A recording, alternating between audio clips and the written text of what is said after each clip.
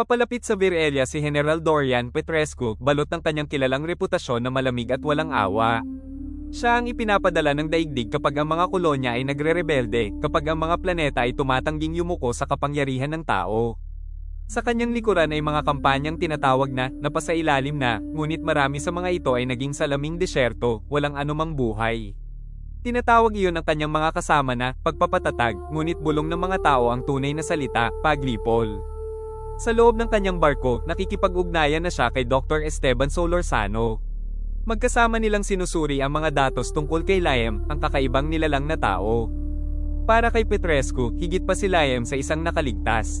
Nakikita niya rito ang posibilidad ng isang buhay na sandata, kakayahang pasukuin ang ligaw na gubat at ang mga essence na naninirahan dito.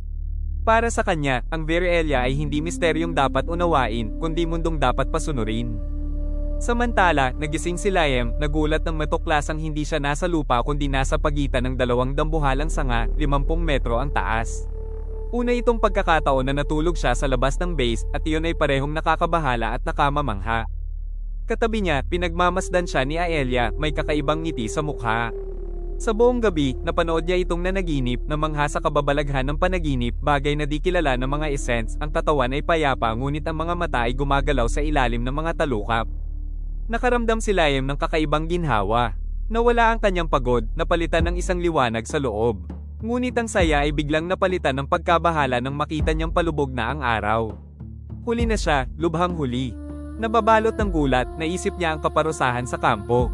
Si Aelia, litong-lito, ay di maunawaan ang salitang iyon na ilang ulit na niyang narinig ngunit di pa rin maipaliwanag. Para sa kanya, ang oras ay hindi isang tali.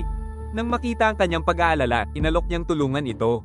Pinahawak niya si Liam sa kanya, tinalian ng mga pulso nito ng baging, at biglang tumalon sa kawalan. Napasigaw si Liam sa takot, ngunit ginabayan siya ni Aelia sa gitna ng mga sanga, mabilis at mahinahon, parang hangin. Isa iyong sayaw, isang matinding paglalakbay sa buhay na laman ng Virelia. Unti-unti, ang takot ay napalitan ng kasiyahan.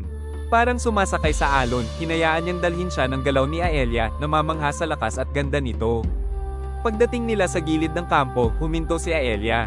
Hingal na hingal si Liam, ngunit ngumiti. Nangako siyang babalik sa pagsapit ng gabi. Si Aelia ay tila natuwa, at agad niyang nakilala ang damdaming iyon. Habang papalayo, napagtanto niyang iyon ang una nilang tunay na pagdikit. Isang kakaibang init ang bumalat sa kanya, purong saya na di niya maipaliwanag.